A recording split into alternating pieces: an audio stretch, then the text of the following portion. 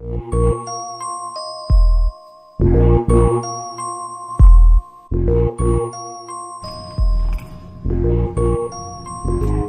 guys, welcome back to another episode of The Movie Manual, part of the BBYK podcast. My name is Viet, joined by Bryan. This is episode 2.5. Yes. Right. So that's how we do it. The review episodes, we go with the half. You know. Yeah. Our numbering system a little bit different. It's unique to this show. We go 1 to 7 for our movie reviews. You being from the Asian continent and me being from not America originally, we're metric. We're just metric system guys. So it's all about the conversion. So it works out. We understand what we're doing. It's on a 10 scale. 10. But all right. 7 is our. Yeah. Don't worry about it. I mean, it's not important. It's not important. It makes sense to us. So hopefully it makes sense to you.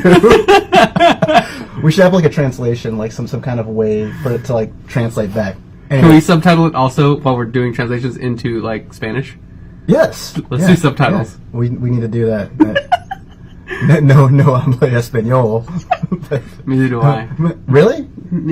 Like so pequeño? So yeah, I always tell people like my grandma speaks as little English as I do Spanish, but we used to communicate perfectly because I could speak English to her and she could speak Spanish to me. So I understand about 80% of it, and I get the idea. This was very handy because I spent a lot of time working in restaurants. Right. It's like if you could like sweet talk the cooks, like maybe they'd like help you get something out a little faster if you were like. But also I could tell if they were talking, trash about me. Right. Which was helpful. You got that the Spanglish going on, like the Adam Sandler hit movie. Another potential movie. Early 2000s. Spanglish. Was that a rom-com though? It seemed that was like just like a drum. Downer. That was like a drum. I never saw it. Him, T. Leone, Penelope Cruz? Was that? Sounds right. Yeah. Yeah. I do remember it being a good movie. I remember like Adam Sandler for a time was like, oh yeah, I could be a dramatic actor. He did that, Punch Drunk Love. Which one was the one with Don Cheadle? I remember his wife and family died in the 9/11 attacks, yeah, and he kind of went crazy. All I remember is he and Don Cheadle were in it. Man, but the same period where he was kind of being serious. Right. And that was another. Comedians do that. They all do that because Will Ferrell did that a little bit. Jim Carrey, definitely. Truman Show did that. Sure, like they all kind of like test. They get tired of being. They want to show. They want to really show their acting like chops. Rich and like successful, so they want to kind of like challenge. I think it's that quest for the challenge, like which we all have. I think we all kind of want to challenge ourselves in different ways. So we're always pushing those limits. They're humans. Be on a lookout for Kevin Hart's MLK biopic coming out next summer. It's about time. It's about time, Kevin Hart. It's time to get serious. He's gonna. Yeah, he's got to. At some point, yeah. And when he's good, we're all gonna be like, what? Would it surprise you if he's good though? No, it wouldn't surprise me. It's a little annoying. It's annoying. He's got the everything package. I'm just glad he's short.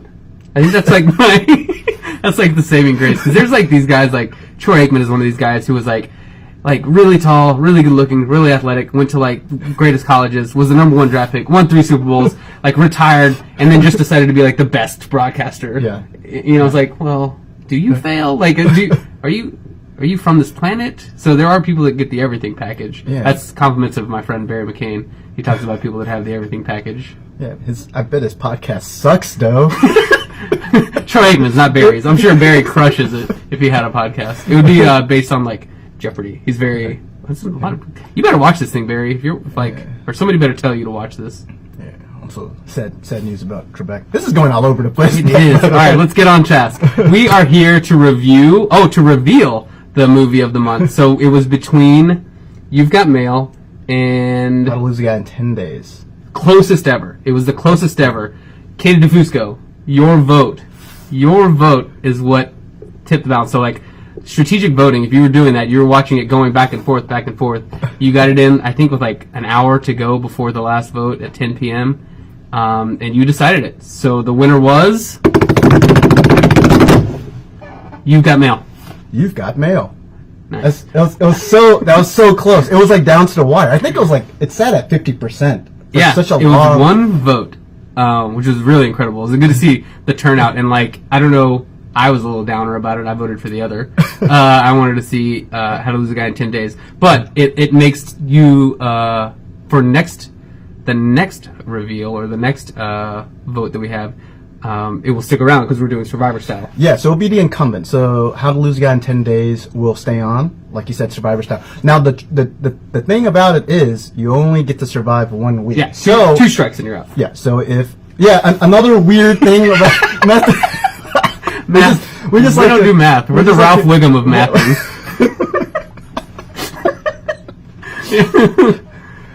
Yeah, so if you lose twice, you're out of there. So this week, if You've Got Mail would have lost, then it would have just been out. Gone, we would have had 2 fresh movies on the slate for next month.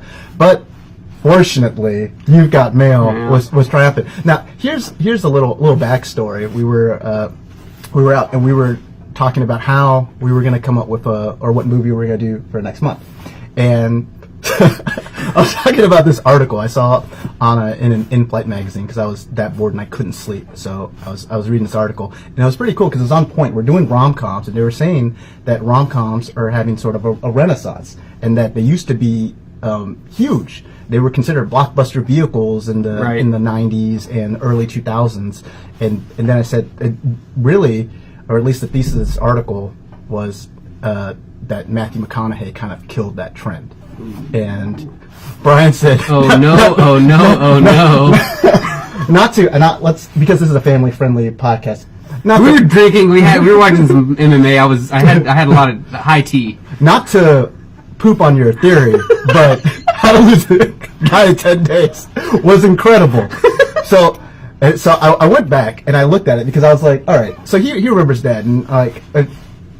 You guys saw the last episode. You remember his recollection of Clueless. I'm like, I'm not gonna fight with my man's like recollection here. His memories has proven to be pretty solid. Steel trap. So I went back just to look through his IMDb page and just how his rom-coms were rated during that time, and whether or not they really were trending downwards. Okay. So it started off with Wedding Planner, rotten score. How to Lose a Guy in 10 Days. Wedding Planner was J-Lo, right? Right. Okay. Yeah.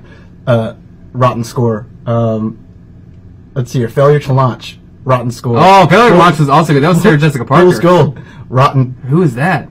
And then Ghost of Girlfriend's Past. Which you brought that one up specifically. Yeah. Did it reference it in the article? That was the one that they said definitely was the nail in the coffin. And all of those movies, now, to your credit, the one movie that was actually profitable was How to Lose a Guy in 10 Days. But all of them were critically panned, and some of them were actually money losers. Some of these are some of the worst rated movies in Metacritic history.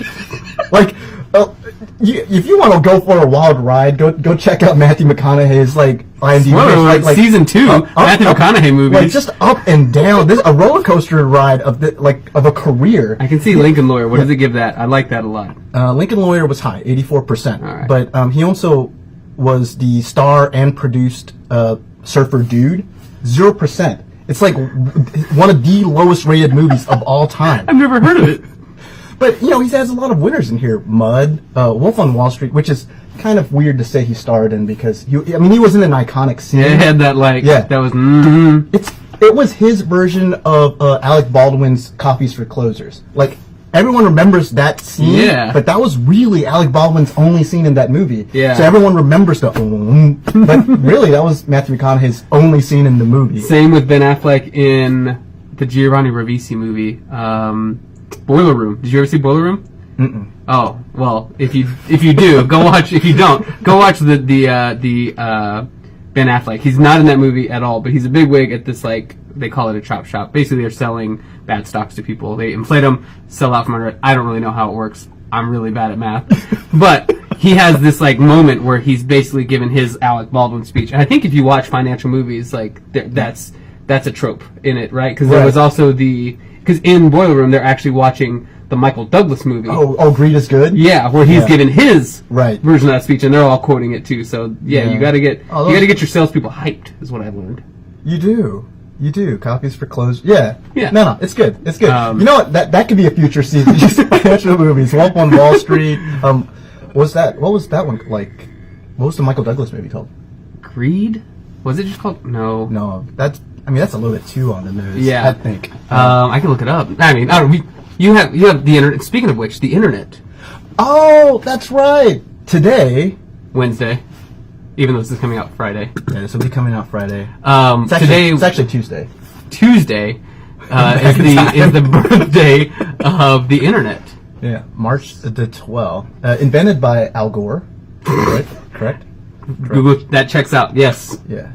So, let's get into the movie that actually won. And what we like to do is, what do we remember about the movie? Brian, what do you remember about this movie? Everything I remember about this movie was from content that was cut out of our last episode when Viet told this epic story. I know Greg Kinnear's in it, but only because Viet said Greg Kinnear was in it. But it's basically like a big conglomerate comes in and squeezes out the little man, right? Like it's a bookstore, local bookstore. Right. And a big, not Starbucks, a big, what's the, Barnes & Noble type. It looks like Barnes & Noble. I think it's called Fox. Yeah, and comes in and basically Walmarts everybody. Like they just come in, they elbow these mom and pop shops out. And is she in marketing? Or he's the owner of the small shop? No, so I don't remember this at all. I did a little research on the movie. I've not watched it. I did a little bit because I saw a video and I knew at least it was on the docket to be voted on last month. Right. And so just anticipating that it got stomped last month, so there was like no chance. So I thought I'd do like this funny intro, and I saw a video. So I did read up a little bit about it. Tom Hanks, I think his dad owns the big company, and so he's like going to inherit it. And he's kind of like the charming dude that kind of goes in and sort of convinces people to sort of, give up without too much of a fight. But also, unbeknownst to him, sort of develops a pen pal style relationship with someone that... An email relationship, electronic mail. Now, electronic pen pals? Yeah, electronic pen pals. They kind of write back and forth. Now, here's the crazy thing. Meg Ryan actually didn't have a computer before that movie. And they actually gave her a computer so she can, like, practice using it because, like, the movie was about building a relationship through the use of computers. Was that 1998? It was 1998. Wow. That's not too long ago. I think it's 8th grade, yeah. I think 6th grade, the neighbor across the street had a computer. He had Snake. That was what a computer was to me. When did you have a computer? Like, when do you remember having one? My own, probably 11th grade. There's a family computer in, like, 10th grade, I think. Yeah. My own in 11th grade. So, right around then, 1990... No, I guess that was 2000, 2001. Yeah. So, but I had grown up in computer classes, for sure. I remember as early as, like, 1st and 2nd grade, we would go down to the computer lab, where it's just a room full of, like, Lucy's or Mac. What was the name of the Mac? The famous Mac? Oh, I don't Lisa. Know. Lisa? I think it was the Lisa. Go watch Jobs, another great movie. Rom-com. Sure. The Lisa, but yeah, that's kind of where everybody learned to play Oregon Trail, right? I mean, that's like the essential like callback to childhood. Right. So yeah, they've been a part of our lives mostly since we've been of a little bit of reason. The age of reason, like we've kind of. What is the age of reason? Maybe I used that wrong. Is that adulthood, or is that like? Sure, yeah, they usually like 18. Okay.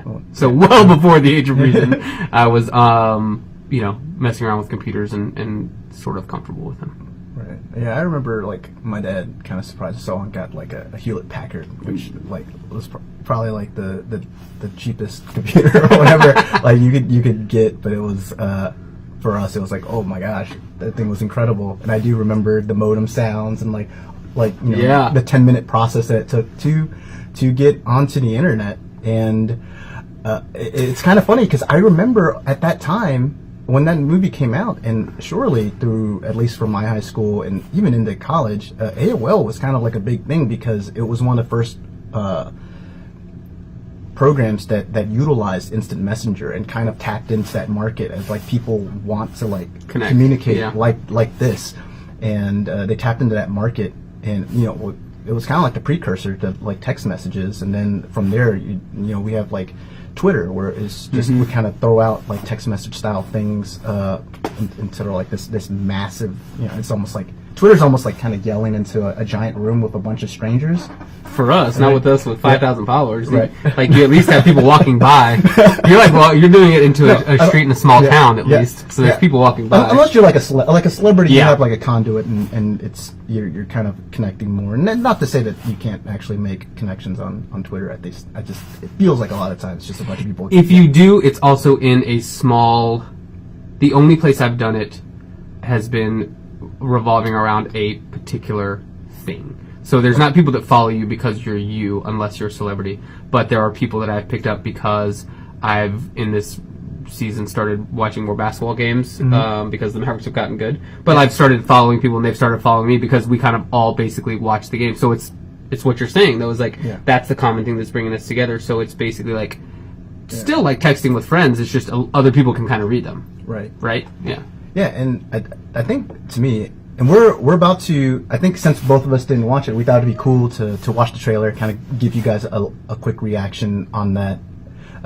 But just to kind of, before we do that, I just thought, just thinking about this, the title You've Got Mail, the fact that the lead actress had to have a computer purchased for her, she had used one before, and just the sort of ephemeral nature, I think, of technology in general, and how at the time You've Got Mail was so big. Like anyone that like saw that would know immediately what that meant, and it could be at the point where I mean I don't know, like would your kids associate the term You've Got Mail with AOL, like this old company that? No. Somebody this came up. It wasn't one of my kids, but like there was a movie called Hanging Up, and we still hang up the phone. Mm-hmm. Maybe this is a conversation you and I had, actually. I don't remember this. Kids don't know, like, what does hanging up actually mean? Like, there is no attachment to, like, that activity anymore. Right. Like, we call it hanging up, but it's just, like, pushing a button. Yeah. Stuff like that. So, like, there is 0% chance. Yeah, like, because, like, physically used to... hang up the phone on the receiver. Yeah, any saying that seems, like, out of place, it was, like, it used to be, like, there was a reason people for it. weren't clever. They weren't trying to, like, make up, like, code or something. It was just, like, literally what it was. But, yeah, so I just think that that's strange, and I feel like you're going to feel like that with some of these... movies that kind of do the whole social media, or at least the current social media thing. A good example of this is, I don't know if you've seen the movie Searching, but I think it's brilliantly done. I watched it with my wife. She didn't like it that much. It stars John Cho, and his daughter goes missing, and the entire thing is filmed like from the perspective of a webcam. So like if he's using the laptop to look up information on where like she might have gone last, then it's kind of like filming from the webcam. If he's using a smartphone to like look up, like what her friends were and who she was in contact. So like the entire movie is filmed from that perspective. I thought it was like pretty unique. But something like that would anything that's like highlights technology I think will be the first to feel really dated really fast. Yeah. And that's something that I think will be, we haven't watched it yet, but I'm sure will come up very soon. Yeah, I mean, it has changed all kinds of behaviors, right? There used to be this boogeyman online, like you would get in there, I guess you would go to kind of chat rooms originally. Right, yeah. And you always used a moniker. Mm-hmm. You never, or an alias, you never used your real name because they were just predators waiting around the corner. And that was almost a part of like getting on the internet, was this like, this talk that your parents had with you to kind of tell you the dangers, like, hey, like you don't set up meetings because you don't know these people, like you know them as a name here and words on a screen, but you don't know who they are. Right. And to see that kind of come full circle, and to see the way we act on the internet and how comfortable even our parents are on the internet now, with information and the way things go, it's and I don't know, technology is it's funny how even within like short time frames, in this case 20 years, 25 years, like the way you feel about it and the way your behavior has changed is come kind of full circle. Right. And I think it starts happening a lot more rapidly. Like Facebook went from like cutting the edge to something that like the grandparents used. Like it felt really quick. And like Twitter, there was a time when like you would see like people were using Twitter, and like even that got like dated really quickly. And then like there's always the next thing. Instagram was like started rising in popularity, and there's always the next thing. And it's really crazy how we all participate in it, and it's pretty crazy. So we'll see if there's the Twitter, the movie. You've Got Mail. Anyways. This is great. That's awesome, man. I'm excited. I want to see this trailer. I think it's I think it's gonna be good. It's really good actors in it, so probably they were at their peak at this point. Yeah, Tom Hanks, Meg Ryan, and those two were like a rom-com machine. Yeah. Too. What else did you do? Sleep in Seattle. I say that's the only other one I could, but I feel like they've been in something else, but pretty iconic. Yeah. All right, here we go. I turn on my computer. I go online. Welcome. And my breath catches in my chest until I hear 3 little words. You got mail. What is going on with you? Is it infidelity if you're involved with someone on email? This woman is the most adorable creature I've ever been in contact with. Have you had sex? Of course not. I don't even know her. I mean cyber sex. No? Well, no, don't do it. Because the minute you do, they lose all respect for you. In a city where everyone's looking for someone, Joe and Kathleen have discovered the best way to meet someone is to never meet at all. We just email. It's really nothing. I don't know his name or what he does. Or where he lives exactly. What? He couldn't possibly be the rooftop killer. What they don't realize Is that? What are you doing? You're taking all the caviar? That caviar is a garnish. is they already have. Joe Fox. I'm in the book business. I am in the book business. What should I have said to a man who has made my professional life in misery? Tell me something. Really, how do you sleep at night? Rich here. Fight to the death. In life, they're at odds. She's beautiful, but she's a pill. Online, they're in love. Do you think we should meet? Meat. I wonder what subtle sexism will come out in this Oh movie. my God. I'm gonna say hello, I'm gonna have a cup of coffee, and then I'm gonna split. That's what I'm gonna do. Why am I even doing this? Why am I compelled to even meet her? Relax. Take it to the next level. Alright, I'm not gonna stay that long anyway. I already said that, didn't I? Yes, you did. No. He could be the next person to walk into the store. He could be... May I please come up? the director of Seattle. Okay, so it's like the same team that brought the team. I have a terrible It's like cold. Jennifer Lawrence and Bradley Cooper and whoever that director is. Oh, I think they're like flipping together. Alright, okay. Yeah, there wasn't much beyond what we thought. yeah. Okay. It's like, Movies used to be really simple. right? That's what I'm learning. Cool, man. Yeah, you had a really good little review of it. I mean, there wasn't much more to it. I think my last impression or takeaway before we actually go I have one and see too. the movie is that this is definitely before internet dating was as socially acceptable. Like, it's not even a thing now. Yeah. Like, that's you go on the apps, as the kids say. You go on the apps to meet people, right? This is absolutely a commercial for You've Got Mail on America Online, though. Like, that was like screenshotting the actual basically like the intern. Remember Interns? Or was it Interns or the Intern? There was 2 movies. But one was like a Google movie with like Vince Vaughn and and Owen Wilson. Yeah. Yeah. That's what I'm saying. Like, the companies have been in movies all the time. It's kind of funny seeing it now, like how transparent it is, like looking back at it. Right. I wonder. We should also look up for our review episode if they actually had like a spike in sales. Oh, that'd be great. A bunch of people went on and signed up for American Online after You've Got Mail. Watching You've Got Mail. Cool. Any parting words? I think. Yeah. So last time, some of you pointed out that okay, cool, you guys get to watch the movie. How do we get to watch the movie? So we remembered. Let's hook you guys up with a couple ways to watch. I'm looking it up right now. It looks like it's available on YouTube to rent. It's also available on Google Play, Vudu. I think it's available on iTunes for Apple devices, not available on Android devices. So if you have Android, unfortunately, you cannot watch on iTunes. Raise your game if you're not on. Not all of us make DC dog boner running. We can't afford this guy literally just got a new phone as he got here. It's Cut like, 7 got ways. a brand new. Cut 7 ways. All right, guys. All right, I think that's it. We'll see you guys next time when we do the review episode. Bye, guys.